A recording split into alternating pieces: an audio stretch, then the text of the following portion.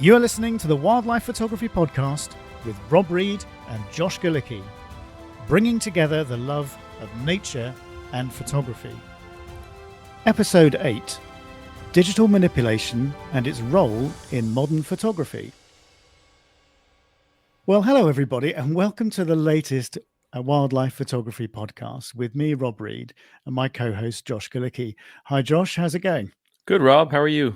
Yeah, I'm good, thanks. What have you been up to recently? Not too much. I have some work being done at my place, so not a lot of photography, mostly just processing images from last fall and last summer. But it's been a slow month or so. But I'm looking forward to spring. It'll be coming up here in a couple of weeks, and can't wait for it. I'm looking forward to this discussion too because it's a really interesting topic, and not something I've heard a lot of people dive deep into and speak about. So I think this will be great.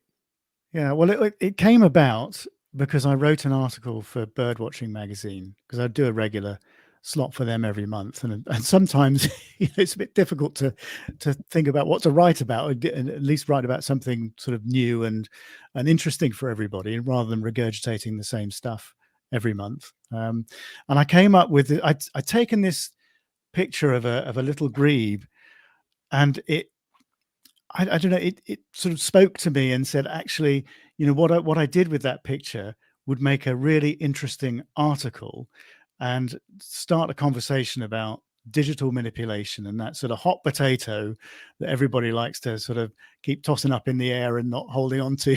It's like ethics. When we spoke about ethics Yeah. a few ago, it's one of those things that it's out there, but people don't talk about as much. Exactly. So I thought I'd sort of recount the story to everybody and the basis of the article, and we could basically take the conversation from there. So I hadn't been out photographing for ages, and in fact I haven't really done much at all this year. But I did get out after January was really, really wet. I mean, it was just front after front coming across the UK ever since Christmas. So there was about 3 or 4 weeks where there was just no chance to get out and photograph anything unless you want to do a project in the rain, which is another thing that I've been thinking about, actually, doing something a little different. But finally, the weather broke and we had some really cold nights with that sort of lovely clear mornings and that lovely mist that comes off the lakes. And I love the water birds at this time of the year when that happens, and you get this magical winter dawn, and you get some epic light. So I thought, right, I'm going to get down to one of the local lakes, and I'm going to ease myself into my photography this year, in a place I know, and I know intimately, and I know where the light comes up, and I know, the birds that are on that lake and the way they behave. So I turned up and I found, I must have been 8 or 9 little grebes that normally don't come that close to the bank. They're quite suspicious, even though this is a place that's frequented by a lot of people, and a lot of the other species get so used to seeing people, they're very, very confiding. But little grebes, for some reason, just don't behave that way. But this particular morning, they were quite close. So I thought, if I lie down on this icy bank and freeze myself for long enough, I'll get an opportunity when the light comes up and lights that mist to get some really nice sort of side and back lighting, and there'd be some quite interesting stuff going on. So anyway, I lay there for about half an hour, getting pretty cold, and the dawn just didn't happen like I had anticipated. We got this sort of thin bank of cloud which came up from nowhere. And so I didn't get this dramatic light. I got this sort of more muted, dawn light that came through. And I thought, right, okay, well, I'm just gonna have to change my approach. So I thought, actually, I'll tell you what I'll do here then is I'll go for a high key image rather than that dramatic light, because it was quite soft, not that bright, but it was quite soft, soft lighting. And so I thought, right, okay. So I'm looking at the settings and I'm trying to balance the exposure to get it overexposed, as you need to do in those situations, as you know. And quite often you're sort of, maybe 2 stops over. I looking at my settings, I'm thinking, okay, well, I'm as wide open as I can go. I can't really, compromise on the shutter speed too much. Otherwise, I'm going to introduce a bit of, motion blur. And of course, with a telephoto lens, you're just magnifying those things anyway. So you need 2,000th plus really of a second. And that meant by trying to dial in that overexposure, my ISO settings were going to have to be on the cusp of, is this image really going to be that usable? So I'm thinking, well, really, maybe I'm better off cranking the ISO down a little bit, accepting that the image isn't going to be as overexposed as I want it to be, get a better RAW file, and then work with a RAW file in post, which is going to give me a better result than by cranking the ISO up and getting a more grainy, grainy RAW file. So that's basically what I did. So I created it in post. Now, the idea that I had, it would have been no different had I had enough light to do it in camera in a traditional sense. But I had the idea in my head and I just produced it on the computer instead. And then I got to thinking, well, the result is the same, but I called the article Art or Deception.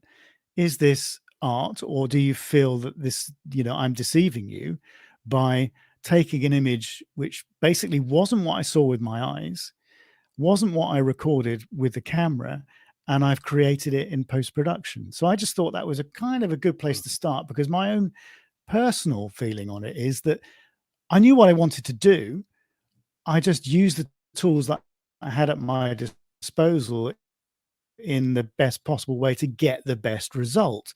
And to take a better RAW file, I thought was going to give me that in a traditional sense.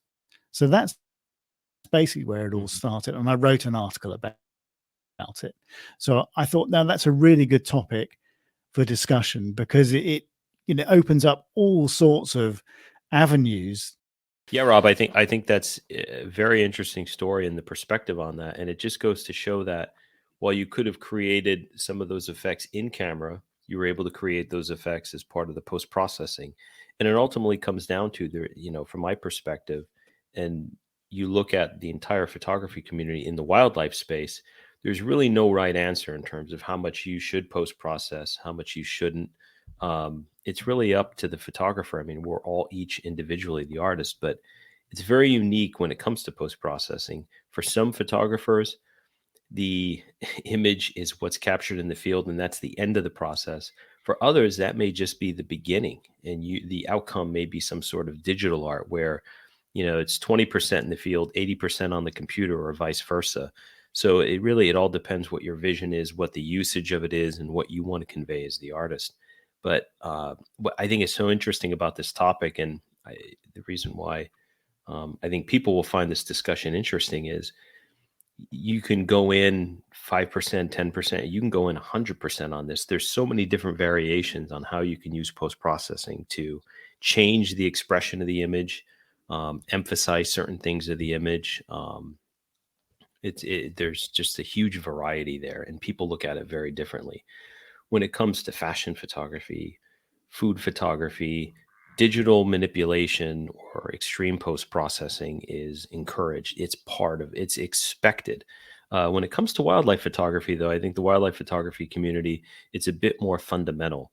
You have the extremes of, whatever is captured in camera, that's it. That's what I saw. That's what the camera saw. And that's the end of it. No post-processing. To, well, a RAW is a flat file. I want to post-process, and people who will spend hours on images to create, a specific intended look. So there's a huge scale there. And not a lot of people, I think, when they're viewing images, if you don't have a trained eye, it's hard to determine what you're looking at in terms of, okay, was that what the photographer saw in the field, or is that what the photographer is trying to convey as a result of post-processing? So it's a really interesting subject. Sorry if you can hear some grumbling in the background. I've got Sky sat on my lap. She's starting to growl, and she also wants to have a bark up at something or other. But so apologies if she does not like digital manipulation. No, she does not like digital manipulation. It wasn't my stomach anyway, because I've had lunch. No, and people seem to be, or they certainly were in the past. They almost seem to be, particularly with wildlife photography, two camps. That traditional, no, you can't change anything about the image, otherwise, you're misleading people, to people that really embrace it. And when you're talking about sort of competition photography, that there aren't really that many sort of gray areas with that, and the rules are very strict, and for good reason. It's not, I guess, from a competition organizer's perspective, as people obviously know that I am. It's not a question of you don't believe in the post, process. It's just a question of being able to control how far that goes, and to be able to do that, the rules need to be pretty tight. Personally, I in my own photography, there are plenty of images where I've done things that would make them illegible for a competition, because I've removed something, or I've done something, like the high key story, for example. That probably is pushing things a little far for most competitions, because if you supply the raw file, you go, well, hang on a minute, that doesn't look anything like Yeah. what you've actually produced. But if you did it in camera and you bumped your ISO and you Yeah. overexposed by 3 stops, then your raw image would be more, so it's an interesting perspective It on is. what's accepted and what's not. It is, because the fact of the matter is, either way, that particular image wasn't what I saw with my eyes, clearly, because your eyes don't view things like that. I mean, your eyes are just, they're like an automatic exposure camera, aren't they? They'll just adjust for each situation, and you can't adjust them in your mind to go, no, I want to see this in high key, and, turn a little dial, and it all comes up, through your optic nerve, and hits your brain, and there you have a high key image. It just doesn't work like that. So it's not, and same thing goes if you do it the other way around, and you go low key, you don't see things like that. You No. don't see a lot of things in silhouette. Sometimes you do, but not the way the camera would portray it. You don't see things like bokeh with your eyes, because That's right. the depth of field that your eyes will grant you is so much better than a sort of fast lens, And a the long dynamic lens. range in our eyes are better too. Yeah. I mean, how often do you have a bright sky and a dark foreground? These camera sensors, they've advanced, but they're nowhere still near the dynamic range of the human eye. So a camera is showing you things that you can't see with the human eye. So if the argument is, well, that's not how you saw it, I don't see how that really stacks up, in terms of a digital manipulation point of view. Yeah. We were talking off air, weren't we, about sort of out of focus backgrounds and things like that. So you're talking about depth of field. I mean, there's no way that you could isolate a subject like a camera does with your own eye. So the camera is producing an image which you can't see. Other thing is, you take, for example, the movement of water. So you're freezing the movement of water. So you're capturing all these amazing water droplets. It might be backlit by the sun, whatever. You're not going to see that with your own eyes, not in the way that the camera captures it, that split second moment in time. And similarly, if you're photographing something like a waterfall, and you're using half a second exposure, and the water's coming out on it looks like cotton wool, it's all nice and fluffy, you can't see that with your human eye either. So I think it's interesting. You're right. And I think people like to see things that they don't normally see in real life. And maybe that's the appeal for post-processing. Water's a good example. Slow shutter speed, you have, different textures, or you have a smoothing of the water that's normally seen as pleasant. Or a super fast shutter speed where you see all the individual droplets when a heron's taking a fish out of the water. Both of those things are not typical to the experience of what you would, you just don't see that when you're there. But yet, those are the preferred ways of portraying water in an image versus how we would see it, which I think is pretty interesting. Nobody wants to see water as they. So because it's somewhere in between, isn't it? Yeah. It's maybe part of the desire for what drives post-processing in a greater whole of things and how things are portrayed. People like to see things that they frankly just don't see. It looks different to them. It looks more either like a painting or just something that they're not used to seeing. And for whatever reason, the brain it's more appealing for people. Interesting you brought up painting there, actually, because we're talking about art, aren't we? And if we're talking about digital photography as art, which is what my article was sort of aimed towards, if you were painting a scene, and let's say you had a heron stood in shallow water fishing, and it's got some distracting elements, You're not going to include those in your painting. So why would you not take them out or Yeah. clone them out in post-processing to make that image more appealing? Yeah. Where's the deception? There's no deception there, really. I don't feel. You're just making a more appealing image, and isn't that what it's all about? It's about the visual stimulus that Hmm. you're giving the viewer. And you can do that even with a lens in the field. A good example, I was actually kayaking, and it was a great blue heron, as a matter of fact, and it was fishing on the side of this cove within the Chesapeake Bay, not far from my house. The background, you had all these loblolly pines and grasses, and so it was very busy. So I had a 200 millimeter f2 lens. So I shot it at f2. The heron was in focus, but it rendered, because you had such a shallow depth of field, a softening of the entire background, which looks quite pleasing. But again, it's not what I saw. Now, if I stop down to even f4, or you get down to f5, 6, f8 with that lens, you'd start to see more focus, more busyness in the background. And it's a choice. Now, what a lot of photographers will do, if they have that busyness, they'll apply an Orton effect, or they'll soften the background. But again, I think it comes down to taste, where you want to be artistic and you want to remove distractions, but there's always a tendency, and again, this is personal taste, this will vary.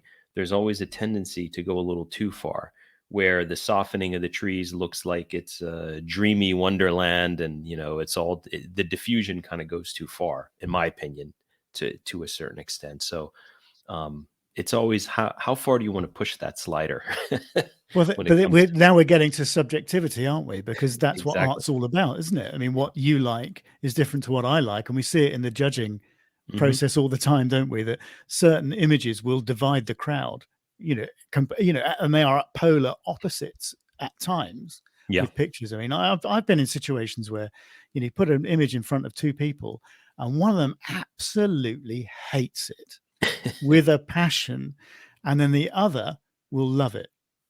And I think that's one of the fantastic things about photography. Actually, I love those discussions much more than actually when we get together as a group of judges and we all go, yeah, that's the winner That's the because it's one. head and Yeah. shoulder. That's the one because it ticks so many boxes. That's not an interesting discussion from my point of view. I like to sort of go into the nuances of each individual picture and why people believe that it's more appealing. I'm not going to say better because I don't believe that's the right thing to say, but more Hmm. appealing to them than another image. So I Yeah. think it's I think it's the way people look at things, and the way they look at them so differently. I just think is so interesting, and it says a lot about the human psyche. Hmm. I think, and when we're talking about digital manipulation, I guess it's another extension of that because it's what people find acceptable and what they don't, what they're happy with doing and what they're not happy with doing. And you also think that to some degree, people are almost a little frightened of going too far with it sometimes and they're frightened of Yeah. experimenting. I think so. A lot of photographers, and I speak to them all the time, they can be intimidated by digital manipulation because there's so many tools now. There's so many filters. I mean, even in my workflow, so I'm a Canon shooter. I use their digital photo processor. They have a RAW converter. I'll use that to convert my RAW. But I'll make adjustments. I may adjust the brightness and pre-sharpening, pre-noise, and there's certain things I'll do. I adjust, then I go to Photoshop.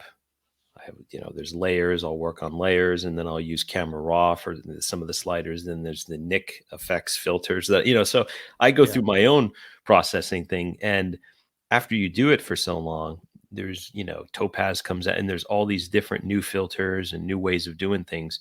It can be overwhelming because there's an unlimited amount of variables there. I think for a lot of people, they look at all these steps and it's just like, oh, this is too much. I just want to let me shoot in JPEG. The hell with it. But I think Yeah. it's important for photographers, and this I think comes through experience and over time, to hone their craft to figure out what's really important. Because when it all shakes down, no matter all these filters, Photoshop, Camera Raw, Lightroom, whatever you're using, to me it ultimately comes down to a few basic concepts to include. You look at how you process color, how you handle tint, hue, saturation, light and shadow, luminosity, contrast, noise reduction, some sharpening.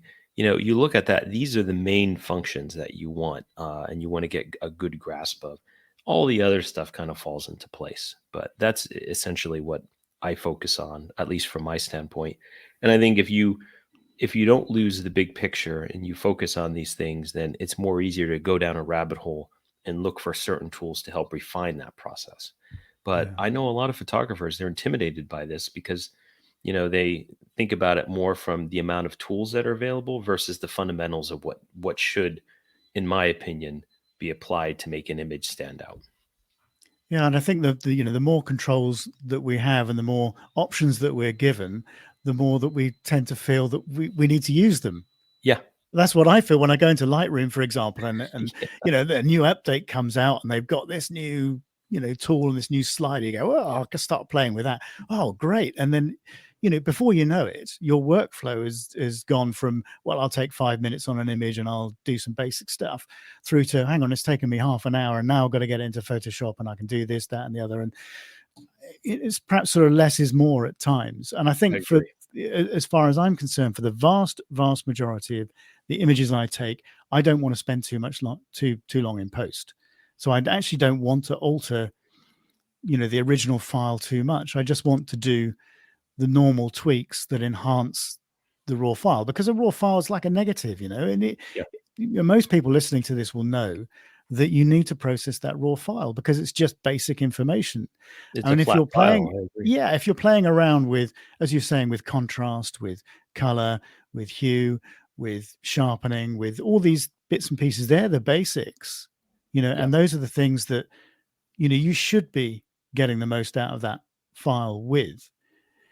It's when, I don't know, if somebody produces something which doesn't look like the real world and it's unintentional, it's kind of an unintentional byproduct of what they've been doing, globally with their image, then I think that's a real shame, Yeah. and that's where they're not understanding correctly what the software will do for them. And the classic example of this is when people just take the saturation slider and globally they just enhance the colors. So Yeah. they're enhancing everything, and It's nuclear. yeah, it becomes nuclear. And if you've got something where the white balance is different in different parts of the image, particularly when you've got something that's in sunlight in part and then part of it's in shade, like a bird, for example, with Mm. it's being side lit and it's a water bird, a classic thing, I like to photograph water birds. Quite often you take the saturation slider and you'll slide it and you'll get some nice, those warm tones are really starting to pop and you go, great. And then you look at it, but hang on a minute, all those blue cool tones are also starting to come out, Mm. and it doesn't look real anymore, because that contrast is not something that you will see because your eye adjusts for it. Yeah. So to do these things globally, you're making a huge mistake, and I see that all the time. And we've had that conversation about various images Oh, yeah. over the years. I think everything to a certain extent is subjective, but there's one thing that in my opinion, is not subjective, and I would disagree with is if you have a raw file, it's a flat file, you should post process it. There's a small portion, I think, in the wildlife photography community where they feel that whatever is captured in the field, whatever is on that camera, that's it. It should stay there. Well, then don't shoot raw, shoot JPEG, and then just put it out. But it is a flat file, and it should be, in my opinion, post process. That's the whole point of it. But you're right, Rob. I think there's so many things from my standpoint subjectively that it's just overdone, or it's done and it just, in my opinion, does not look pleasing. Saturation is definitely one of them. I think the other that comes to mind, there's a few actually. I was thinking about this a little bit before we started talking. Uh, I call it the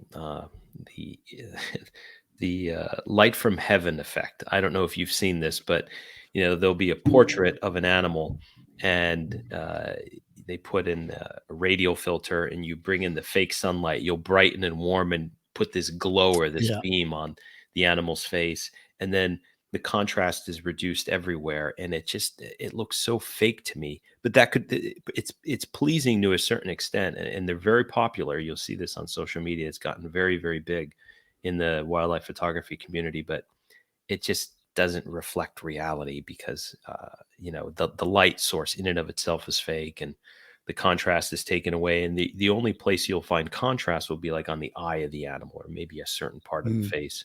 But that seems to be a huge trend now, and I look at it and it's like, oh, it was interesting when I first saw it, but the more I see it, what goes hand in hand with this is the animal is brightened, and it's normally a shot where the sun's probably a little brighter, or maybe it's a lion on a road in Kruger National Park, and there's dirt on the road and there's busy, so the animal's brightened and everything else is darkened.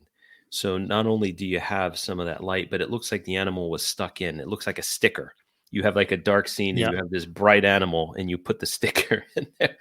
Again, it's pleasing for a lot of people to look at, but I look at it and I say, okay, that's from my perspective, I just think it's too much. Yeah, and when you can produce those things in camera, they're so much more natural and so much more pleasing than when you have to produce it Yeah. in post-processing You don't have with the right these. lighting conditions in camera, and then you try to, yeah. Exactly, because it will look false because it is false. It's not reality. Whereas we all know that, okay, you get something where you've got high contrasting tones in the image. It might be there's a certain bit of side lighting or there's a shaft of light coming in or whatever. When you take that raw file, you want to basically capture as much detail as you can at either end of that sort of contrast spectrum, if for want of a better phrase.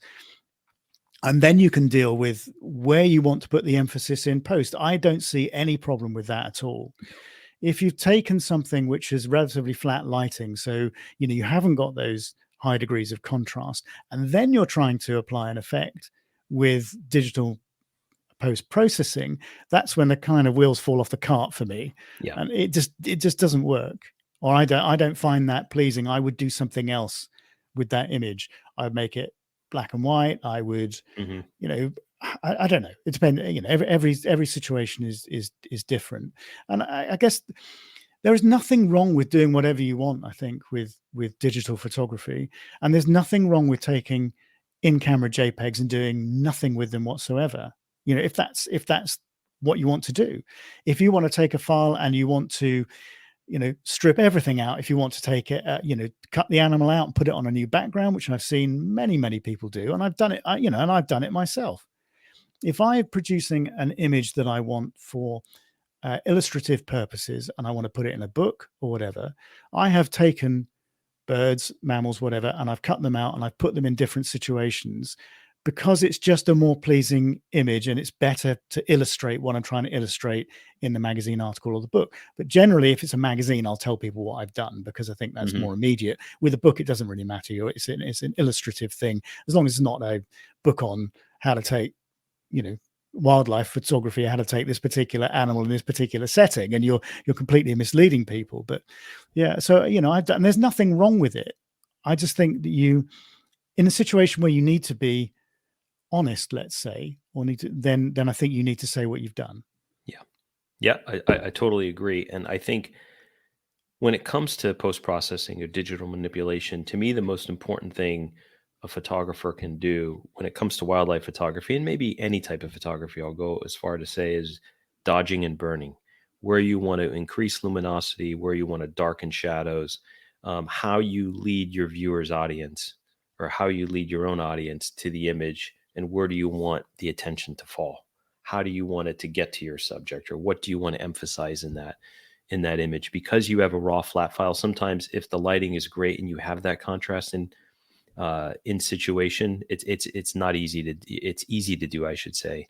You make a few adjustments and it's already there. But in most cases, you do have a little bit of a flatness where a little bit of dodging, a little bit of burning, maybe a subtle vignette, how you lead the viewer into the scene and how you want the viewer to interpret and land on the subject. That to me, it's the most powerful thing you can do when it comes to digital manipulation. That I think trumps saturation, trumps all these other different types of things, Gaussian blur, and all these other effects that can be applied. If you know that, and even more so than sharpness and noise reduction, that's important, but not to that level. And I think once you can master that, I think that's everything else kind of comes together after that. That to me is the most important thing. Yeah, I think subtlety is a really good word actually Yeah. when it comes to digital manipulation, and to have that in the back of your mind when you're going through those sort of, those processes. The more subtle you can be with the touch, and the more light touch I think the better the result at the end of the day. If you have to be really heavy handed with something, then it can create something that just doesn't look real, or it's just something, when you look at it, there's just something artificial about it. I think Yeah. that's what I'm trying to get to. And one of the things that frustrates me more than anything, I think, is the overuse of noise reduction and sharpening, and the two combined can annihilate a really, really good image, because people Yeah. don't understand what they're doing when they're using these tools. They just think that, oh, I've got to sharpen it, and the sharper it is, the better it will look. Well, what you need to understand about sharpening is that it needs to be sharpened for the application you're wanting to use it for. Yeah. So if you're sharpening for a book, for example, and you're going to have it in print, it's a whole different process to sharpening for social media. It's You're a right. whole different process. And the combination of denoising and sharpening, certainly up until we had Topaz, was a whole literally can of worms. And it did used to create these sort of artifacts that did look like wiggly worms to me sometimes, when somebody would denoise something and then they would sharpen it, and then you get all these artifacts in particularly things like Blue Sky that would really come out. So if you've taken something at a higher ISO level, for example, and you've got a bit of noise, then you've denoised it, and then you've sharpened it, you get these artifacts coming out, and I can spot them Yeah. a mile away, and you just think, have you not looked at this picture and what you've done to it? The original file was probably much, much better. Why have you ruined your own image? And it's understanding, I think, the software and what it does, and how it will affect the picture and the application to which you want to put it. Yeah. I think is a real skill, and subtlety is the key. So I many really feel people that. are against grain, or they want to remove all grain. I like grain, actually. A little grain never hurt anybody, right? I mean, maybe we should put that on a t-shirt, but grain That's a grain good one. grain isn't a bad thing. And there's this push over the years to, somebody used this term, it always sticks with me: silky smooth. You want that background to be silky smooth, silky smooth. Well, not really, because when you go silky smooth on the background or everywhere else, and you over sharpen the subject. So the two things that I see that are, no-nos from my standpoint: the noise reduction being too heavy-handed, trying to get all grain out and have it be silky smooth. That leads to artifacts and banding and all other things. And sharpening your subject, or selectively sharpening whatever your subject is in the image, to the point where you're assuming someone's going to take their laptop and bring it about an inch from their eyes and look and really close to see if everything is I sharpened. wouldn't be able to Well, get that close these days, not with my eyesight. yeah. Yeah.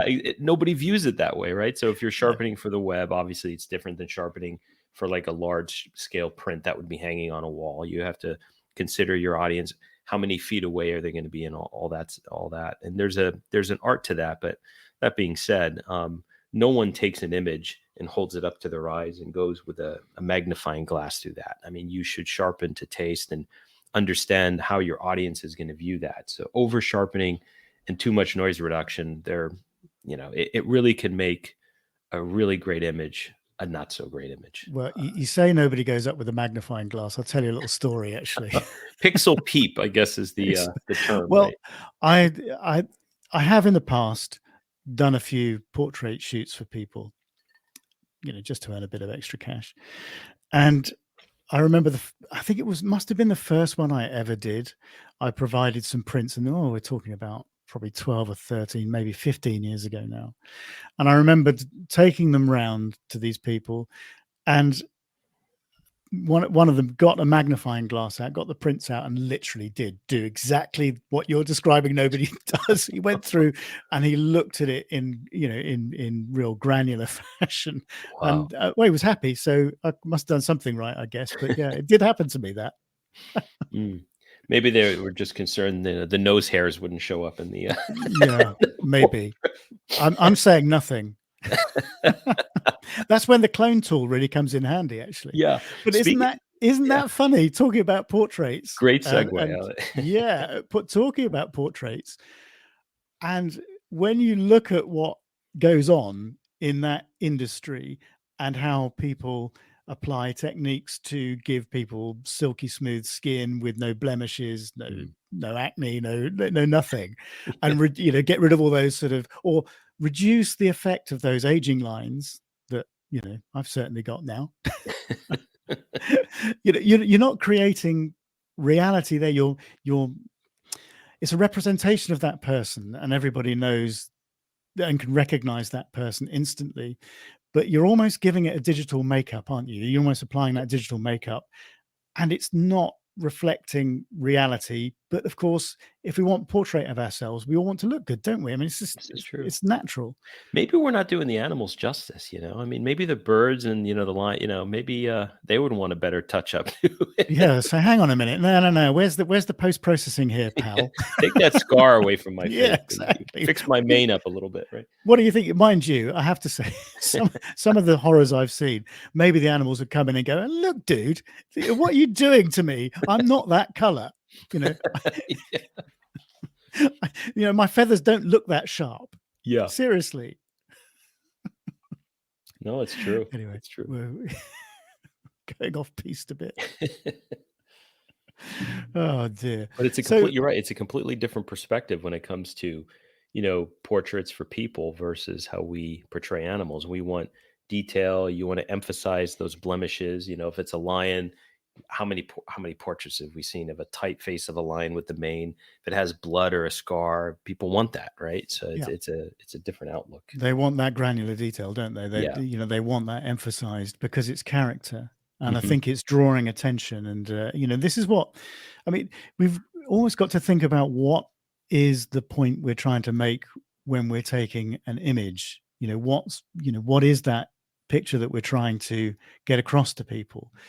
And I think when you've got that in your mind, and going back to my little grebes, having the way you want to portray that scene in your mind as you're taking the image, regardless of how you've taken it, and whether it's done in camera or post-processing, maybe that's the skill, I think, rather than taking an image and going, oh, I could do this, that, or the other with it to improve that. I think if you've already got in your mind what you want to achieve, I think that's a much better place to be and to start with than just taking something and deciding that the latest filter will be good on that, and we'll try it out and see what happens. And I can make a silk purse out of a sow's ear. Yeah. And I think that's probably the problem with half of these things, is that's what people are trying to do. And I think the more you get right in camera in the field, I think the easier it is to make those decisions, because if you have the light, or you had that situation and you're closer to where you want to be with your raw file, I think it's easier to make those decisions. That said, I find I'm more heavy-handed when it comes to processing something where, a good example, backlight.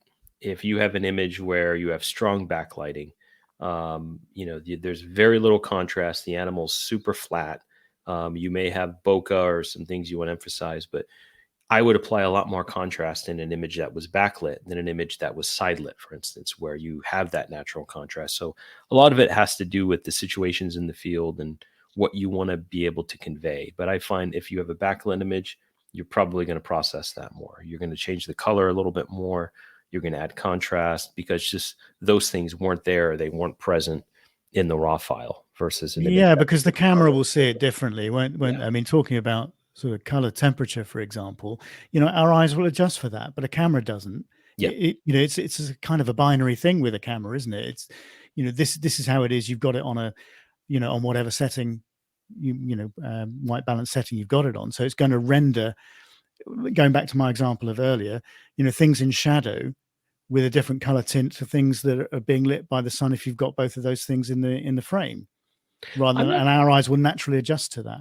Yeah, I'm not sure if you do this in the field. I mean, historically, Rob, for years, I've always shot in auto white balance, and then I would just adjust to taste in post, right?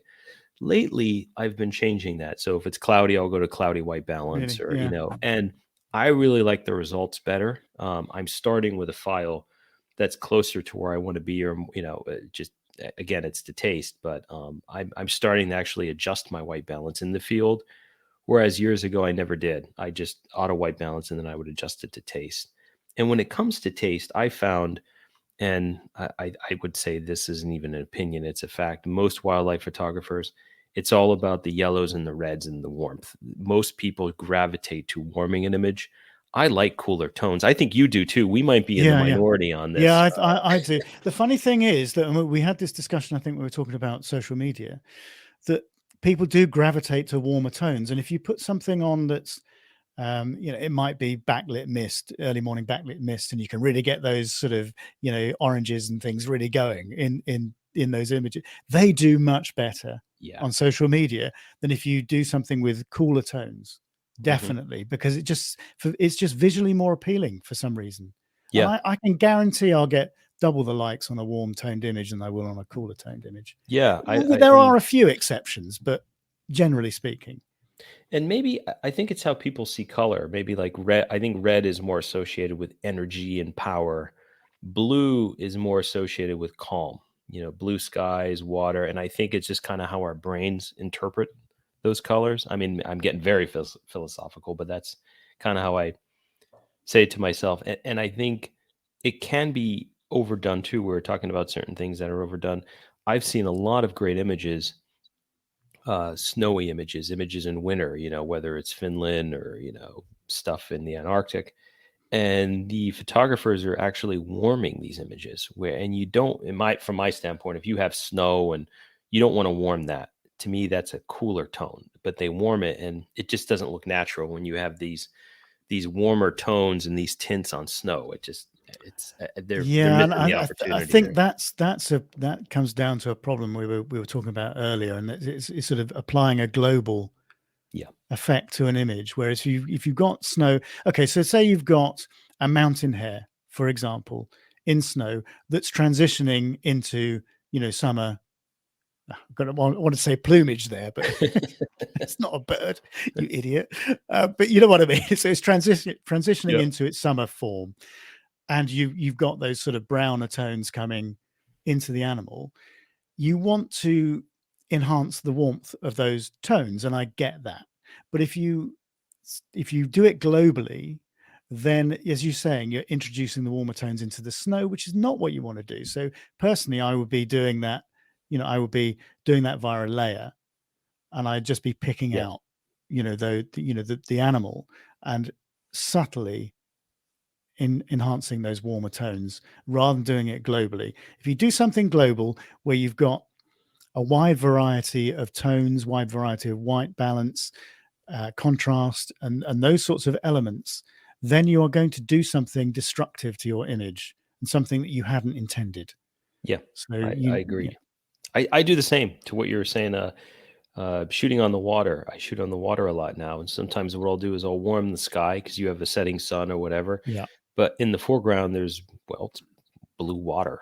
So I won't adjust the white balance. It'll be selective for the sky, not necessarily the water, to keep a little bit of that coolness in the water. And it works well. You could do a gradient filter up and down either way. But yeah, yeah. and we're not talking about turning the saturation slider up to 11 here.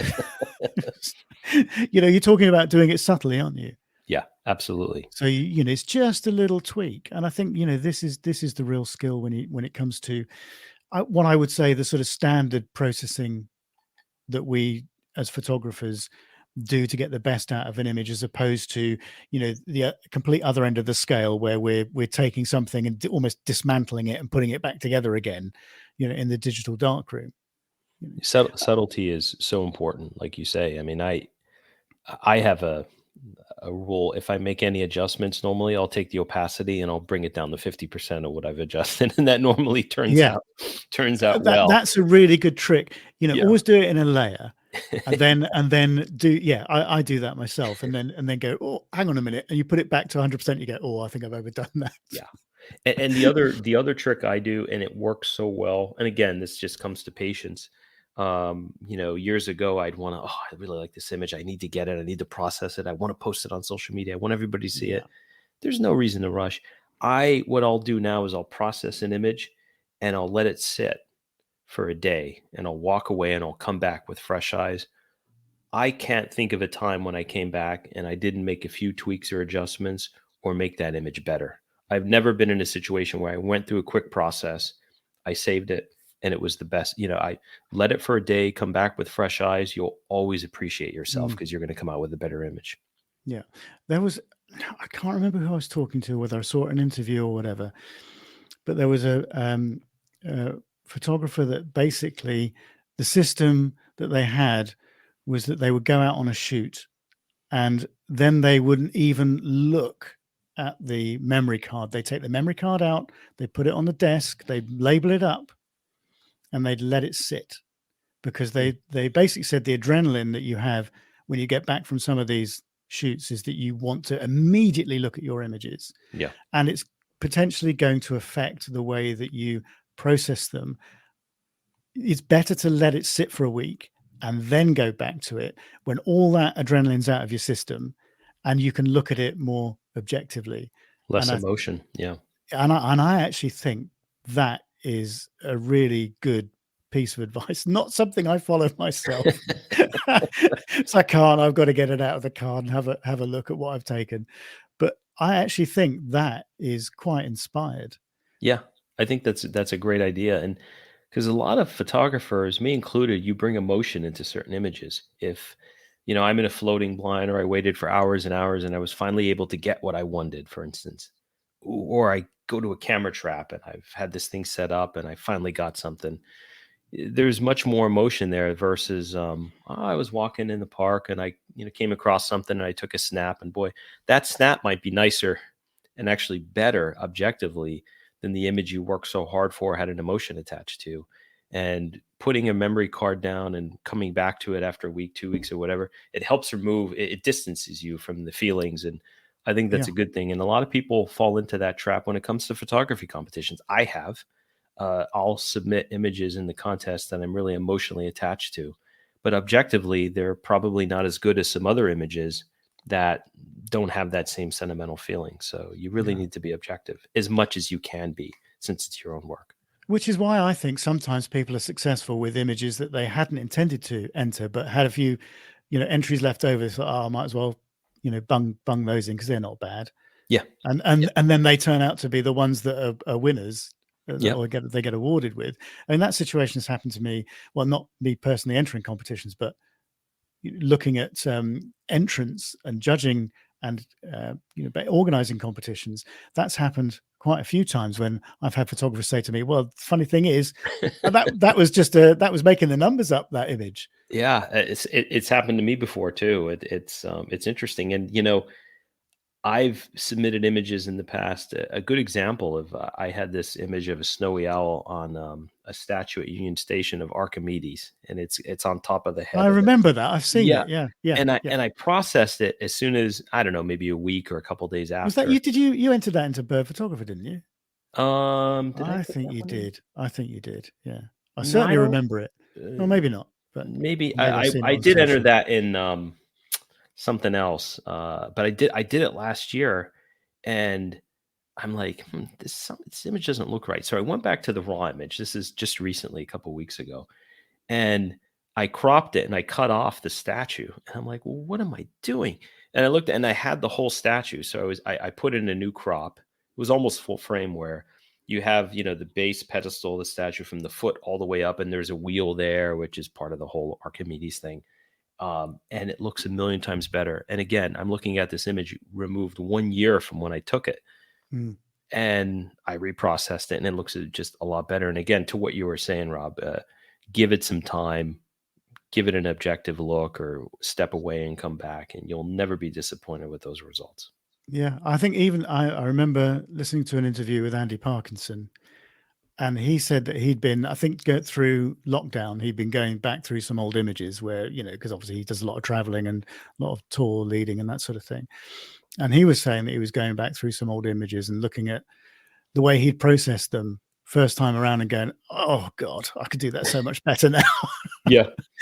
So it just goes to show that I think mood does play a heavy hand in this at the time when you're processing an image. And I've had this discussion with Victoria Hillman as well, who will process images, and images that have got cool tones or warm tones or happy feels, or a happy feel to them, or a sort of more melancholic feel to them based on the mood that she's in. And I actually think that might have something to do with the way you process an image at the time anyway. Because if you're in a happy mood, maybe you're boosting the warmer colors, the warmer tones.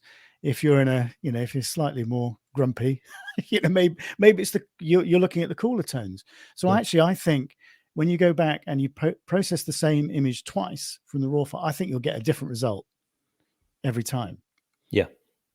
And I think it's true for any type of art. Music is a perfect example of that. We talk about music. I mean, some of the artists that we've listened to over the years, when there's bad things happen in their life, it's a real downer of an album, but it's a powerful album. Yeah. Or there's so you're right. They're taking some drug or other. Sergeant Pepper. Yeah. The Beatles, right? There's a good example. Yeah, it is a good example of all how you need is love versus how sort of mood can change output, artistic output.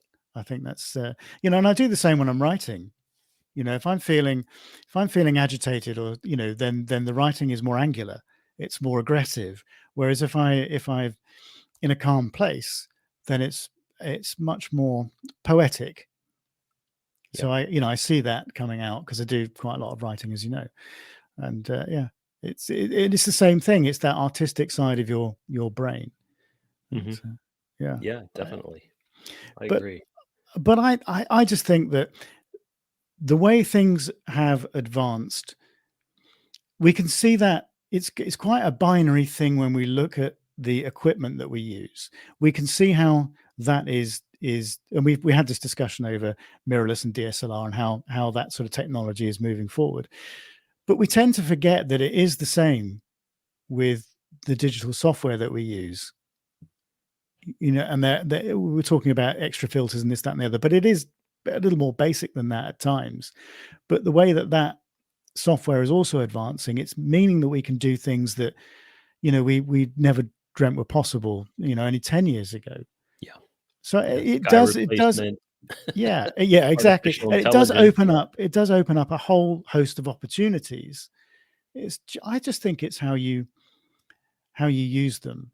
And if you're using them in a way that you're creating the art that you want, I don't see an issue with that. Because we're not talking about competition photography here. We all know the limitations of competition photography and the reasons why that can't really ever change, because it's just so difficult to police. Can I give you one opinion though when it comes to competition photography? People will probably disagree with me, but I do wish contests, and I'm just speaking globally here, not wild art per se, but I wish competitions were able to relax the absolute no cloning rule, with the exception of dust spots, because there's always a little branch or a little thing that probably represents 1 to 2% of the frame, maybe even something smaller than that I think can be cloned out. I have no problem cloning small things out that really make the image better. And normally it's working around the edges, right? You're sometimes limited in your composition where you have your subject or whatever your photo is, and you're working around the edges, and there's some things that are distracting. What most people will do, because they can't clone, they'll either dodge or burn it in or out, or they'll add a heavy vignette or a whitening vignette to kind of distract from it. But I wish the rules were a little looser on cloning. When it comes to my own images outside of contests, I have no problem if something's distracting to take it out, because it's just me too. And but I'll tell you what the problem with the cloning. How do you draw the line? Exactly. I mean, I absolutely 100% agree with you. And if there were an easy way which you could make it a black and white process, where there's this clear line that is either stepped over or it's not, then I would welcome it.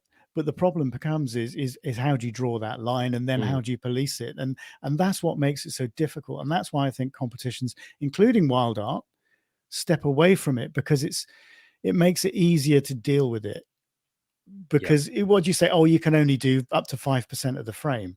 Am I going to sit there and then go and work out if that rule has been flouted by 0.1% or not?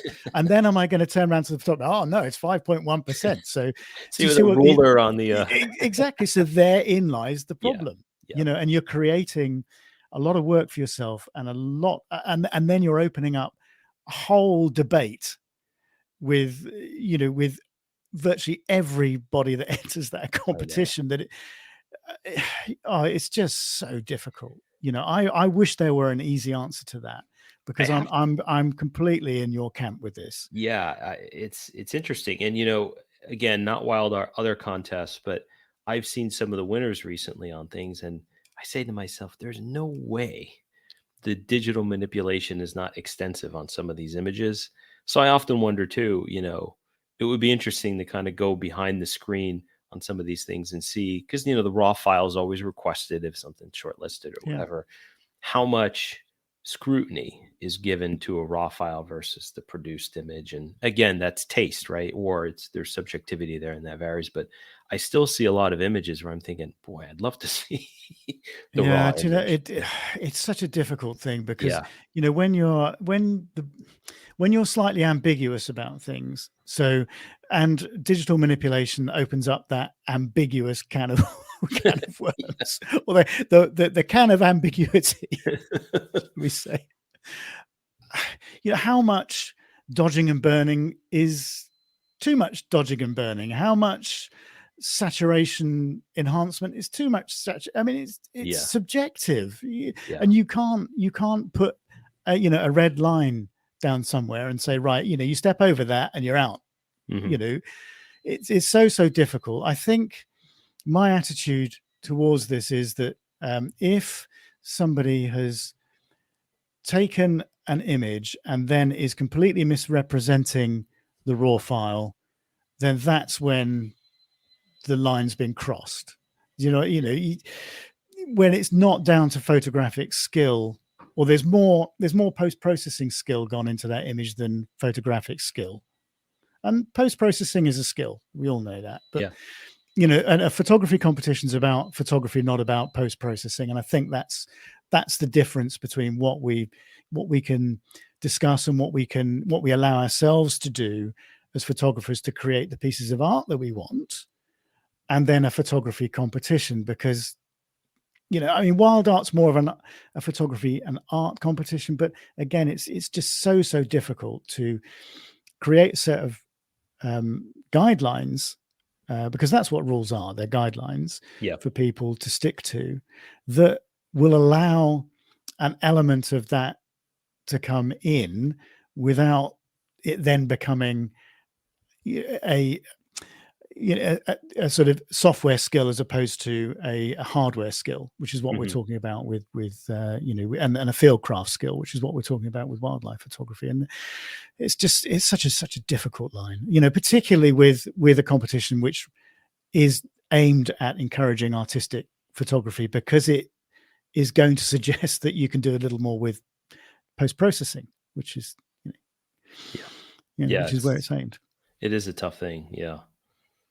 But, I tell you, there, as I said right at the start, there are people that will take absolute polar, opposite positions with what they accept and what they don't find acceptable in terms of digital manipulation.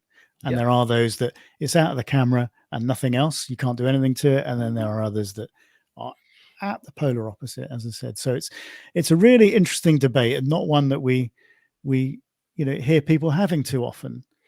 So I'm really glad we've been able to sort of sit and talk about it. But I also feel that as we go on and the technology improves, it's a bit like do you remember the debate about digital versus film? When you go back 15 years and people say, no, it'll never take over from film. Yeah. And blah, blah, blah. I still shoot film. It's the traditional way. And then those voices got quieter and quieter and quieter. And for the last 10 years, I haven't heard that at all. And I kind of think that post-processing is going down a similar route, that there are, as I said before, there are those that will take things straight out of the camera and won't allow anything or to happen to them. But their voices are becoming quieter, I think, and people are more accepting of, the digital processing process. And I think a lot of it has to do with people, I think, are starting to settle down and they're pulling back on the sliders a little bit. HDR comes to mind. Yeah. Years ago when that software came out, and there were a couple different types of, Photoshop has, and there's other filters for HDR, but these things would look like crap and they would be so fake. It looked like there was glowing, and you'd have all these things. And I think that left a lot of people in the wildlife photography space is like, this is too, no, too much, and by the way, it did look like crap. So they were right about that, in my opinion. But yeah, it did. I've got a book on it, actually, and most of those pictures look like crap. Yeah, and I think it turned a lot of people off, and I think that set the standard. But I think as we're progressing, people are getting better on how to properly do HDR. I mean, look at multi-exposure in camera. That's a big thing right now, taking multiple images in camera and art. But that's a way, I think, to be artistic with the hardware versus the software, right? So there's different ways of doing it, but I think people are they're going more to the side of being more subtle and having things look more realistic, or they're toning down. And I think there's a more welcoming of it in the community as a result of that. Because initially, when some of these tools first came out, it was just like, what is this? It's like a kid in a candy store, isn't it? It's like, hey, I'm gonna eat everything. 100, boom. Yeah, I know. And now, the sort of novelty of these things is wearing off, and people have experimented and they're getting to understand what works for them and the tools that they like. So no, I'm in agreement. And of course, the more outrageous these things get, then the more accepting people are of the sort of standard sort of suite of tools, I think. Yeah. And even like woodlandscapes, just in the wood, people will go out and they'll take photos of trees, or have trees are always a major component in naturescapes and wildlife photos, and everybody seemed to want to hit the Monet slider. All right, Monet, boom, everything's like a painting, and it's all so the Orton effect comes into play. Yeah, Orton, quite often. Plus Orton. Yeah, it's like, okay, this is and then they keep the subject as a literal real that does not go through the filtering process, and it just it doesn't look authentic. I mean, if you're like me and you watch a lot of YouTube stuff, which I do, there are a lot of guys on there that are doing, and girls that are doing woodland photography, and of course they show you the images as they're taking them with a video camera, and then you get the final print and you go, hang on a minute, that's a nice scene, but it didn't look anything like that on your video camera. That is the Orton Plus button that you've used for that, which I have no objection to, because I think it can be really beautiful if you apply it to the right image. And it's all about creating art, isn't it? It's not necessarily exactly what you saw with your eyes.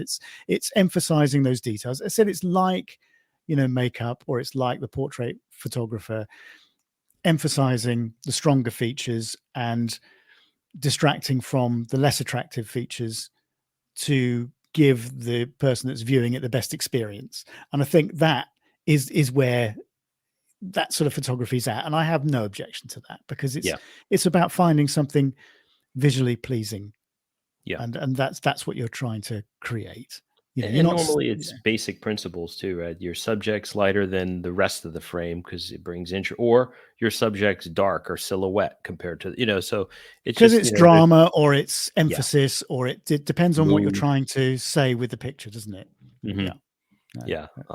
But there's standard principles. And I think part of it is a challenge too for certain people entering wildlife photography, because these principles that apply to these photos apply to all types of photography, so what's helped me years ago, I bought a few books on just art, paintings, and so you have like, Japanese silk art, for instance, which is, you could maybe say is a predecessor or the inspiration for high key images, versus some of the low key images that would come out of like European Renaissance, and again, I'm getting very like nerdy here on some of this stuff, but it's helped me understand light and, how you can use light to your advantage and how you can produce it even in post-processing. But understanding some of these basics, color harmony, different types of tones, these all will help you, I think, when you know these principles, to apply digital manipulation to the best of its ability, where it's really going to make an image stand out. And it's worth remembering that a lot of these digital techniques have come out of the traditional darkroom anyway. Yeah. Because don't think that manipulation didn't go on before the age of digital, because it did. That's right. You just didn't see it. And the thing is that it wasn't so accessible to people. To have a darkroom set up and to understand the processes involved in that was not as accessible as having Photoshop or whatever other digital manipulation software that you have at your disposal and can play around with it yourself.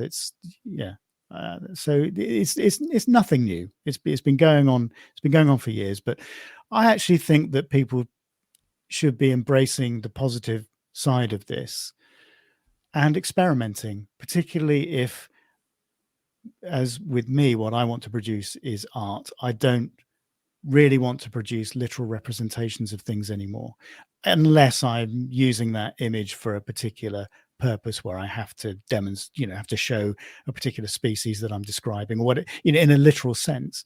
I really don't take those pictures anymore. It's all about the art. It's all about looking for the way I can manipulate light to create the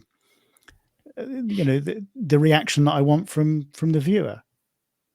And I said, I think, all I'm doing is, I want to use all the tools that I have at my disposal to be able to create those things.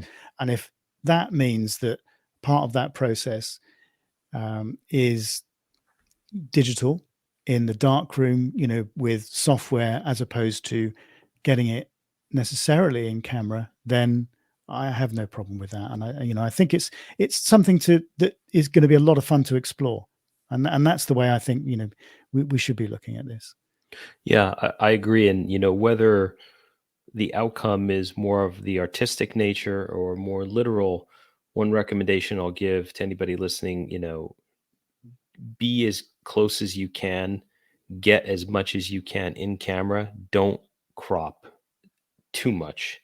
I call it Cropzilla, where you have, if you have an image and you're cropping out 75% of the image and you're trying to work that, whether you're heavy-handed, not heavy, it's not going to work. So always do what you can to fill the frame as you see it and try to minimize your cropping. When it comes to wildlife, you always have to crop for the most part. You have to level things out, or there's we can't be in a studio and have the animals do what we want and set it up. So there has to be some forgiveness around the edges, but try not to make it too much, because if you're cropping 50% or more than 50%, even with some of these high res cameras where you can go, 60 megapixel or whatever, it gives you more flexibility in that. But you don't want to overcrop, because then you're doomed right from the start. You've got an image maybe that's pixelated. You have an image that's, it's stretched out, and whatever type of manipulation you're going to apply there, it's going to emphasize the frailties of your basic file, isn't it? I mean, might work on Instagram, frankly, because it will. But anything other than that, you're going to struggle. Yeah. Oh dear. Anyway, Josh, that's been a really interesting discussion. I think. I hope people have enjoyed it. I mean, I would encourage people to leave us some comments down below. We've done a couple of controversial subjects, haven't we, and covered a couple of those topics. So it would be interesting, to know what people think and get everybody's views on it. So don't be afraid of leaving us a comment, good or bad or indifferent. Give us your opinion. 5 stars, but and give us some ratings. Give us some ratings. So we're working on some other things as well. More episodes to come, obviously. And I've been talking to a couple of people, a couple of guests that come on. And I think, one of the topics that I want to cover is photography and mental health. So that's going to come, in the next month or two, hopefully.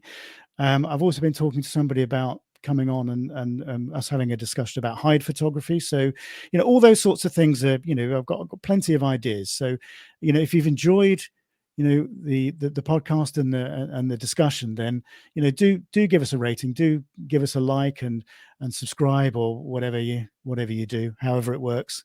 I'm never too sure. And if there's But any topics people want to hear about, please let yeah, us know. Feel free. yeah, drop us a note. I mean, in the show notes there will be links to our social media feeds, so you can always contact either Josh or me, via those, or drop me an email via the sort of Wild Art website. No problem with that. Be pleased to hear what you want to us to discuss, because be more than happy to to search around some sort of fresh topics that people want to hear a little bit more about. So do let us know. Anyway, Josh, what's next for you? Moving back into my house, After hopefully all in the a building couple of work. weeks. And, Yeah. spring's going to be here soon. So we'll have some early migrants. I've already got red-winged blackbirds, robins. They're regional migrants. They're Yeah. starting to come back.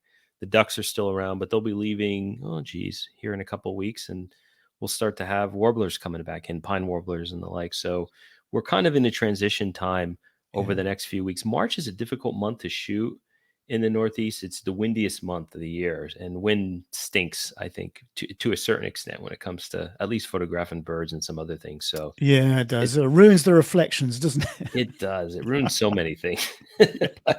Yeah. So we're in a transition, but I'm looking forward to April for sure. There's going to be a lot of terns coming back in, egrets and herons, and some songbirds and passerines, and hopefully I'll be post renovation and have my camera out every day, or as much as I can. Yeah, we're on that sort of turning point as well. I always tell that when I don't get many red poles or what's the other one, a brambling in the garden. But when they come in, I always know that spring's on its way, and I've seen them over the last week or two. So, and literally they make a fleeting appearance about this time of the year, and then they're gone, and then I know spring's arrived. So, yeah, it's been pretty cold here, but we're sort of through the snowdrop season, as it were. So all the other things are starting, to appear now in the local woodlands. So, yeah, the next few weeks are going to be pretty busy, I think.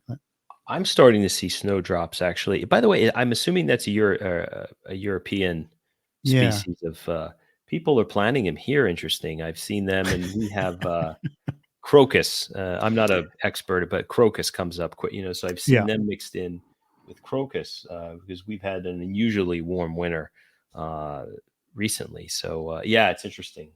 So they are beautiful flowers, by the way. Yeah. They're very good photographic subjects. But this year I haven't pointed a camera at them. It's the first year I haven't taken snowdrops in quite a while. I think sometimes you get to the point where you think, what else can I do with them? So I've kind of looked at them from every possible. I mean, there's always something new, so I shouldn't really have that attitude. But actually, what I was interested in doing with them, and maybe look at sort of bluebells in the same vein when they start appearing, is a sort of multi in-camera exposure techniques, and try and play around with that a little bit, because I was inspired by what Gail did with the Dalmatian pelicans actually on Lake Kokini, and I thought, if Gail's picking up the mantle and running with it, then I should be doing some of this stuff as well. So it's a great tool. Yeah, it is. Yeah, so I'm think I ought to explore that a little bit more this year with the spring flowers. So that'll be a lot of fun. That'll be a lot of fun. Anyway, Josh, it's been a pleasure as always. Sure thing. And great chat. We'll think of another topic. I said we've got loads of stuff coming up, so not sure what it'll be next time, but we'll let you all know in due course. But thanks everybody for listening. I hope you've enjoyed that. As I said, leave us a comment, leave us a rating, all that sort of good stuff. And we'll see you again. Well, we won't see you. I guess you won't see us either. You'll hear us in the next one. Thanks a lot. Thanks all.